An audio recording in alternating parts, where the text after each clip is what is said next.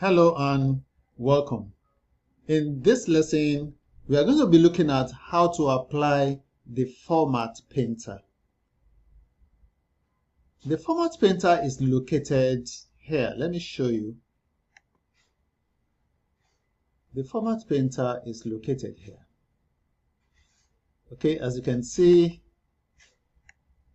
if you don't look carefully, you may miss it. This is the format painter, and it makes life very easy for us, especially when we are ready to format our data. All right, now, how do we use the format painter? On this left side, I have this red color, this blue color, border, green for border. Then this number format is in bold, and this is underlined.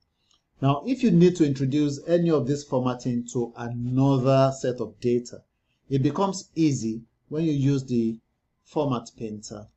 For instance, if I want to color this red, all I need to do is to pick the color, come to my format painter, and then apply. It's as simple as that. Let's apply the blue color to the fonts on the right. It's so easy. Let's apply the green color to the font on the right. Let's bolden the number formats on the right. And then let's underline the grid color on the right. It is as easy as that. And even if you need to introduce, just the color to an empty cell, it will still work.